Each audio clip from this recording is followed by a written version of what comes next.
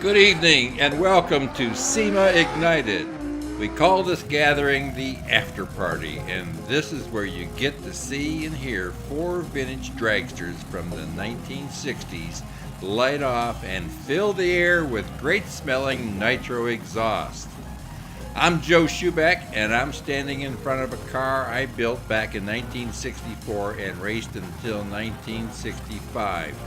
That's 55 years ago. More on that later. But now, I'd like you to feast your eyes on the first car in our lineup. It's the beautiful 1966 Top Fuel entry of Tony Nancy, a car completely restored by John and Sally Ness from Tulsa, Oklahoma.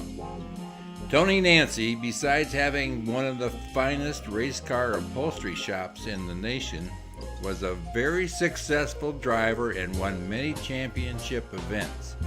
In addition to winning in competition, he holds the record for the longest burnout on Hollywood Boulevard, as well as blowing out a record number of windows in the Forum shops at curbside.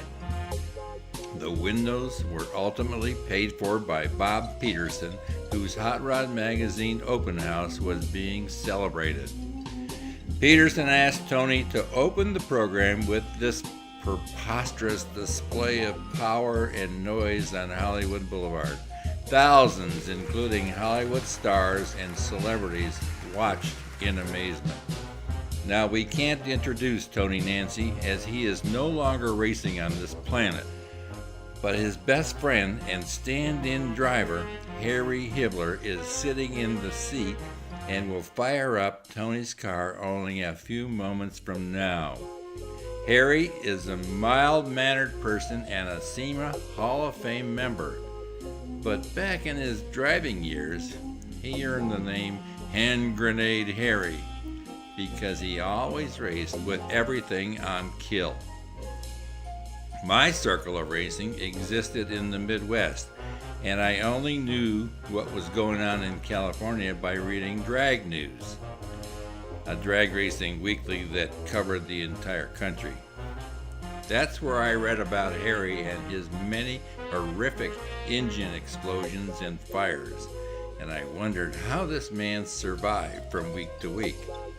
There were many that I read about, but I look forward to meeting Hibler on my upcoming first trip to California because I thought maybe I could learn something from this man who was said to have nerves of steel. When I first made the switch from racing on gasoline to nitromethane, I had a lot of apprehension. I was concerned that adding about 15 times more horsepower than the engine was designed for was producing a hazardous condition for me sitting behind that blown Chrysler Hemi.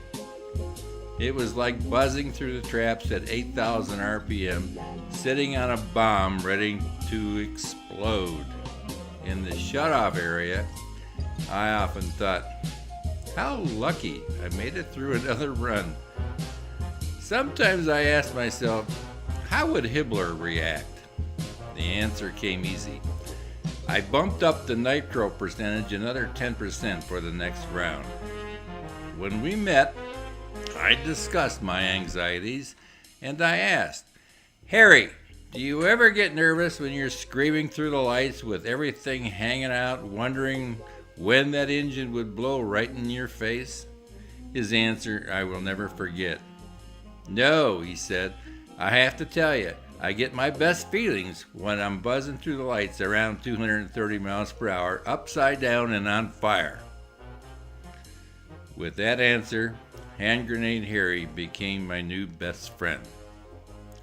Okay, the crew is in place, and the next sound you'll hear will be from the Tony Nancy Dragster with Harry Hibler at the controls.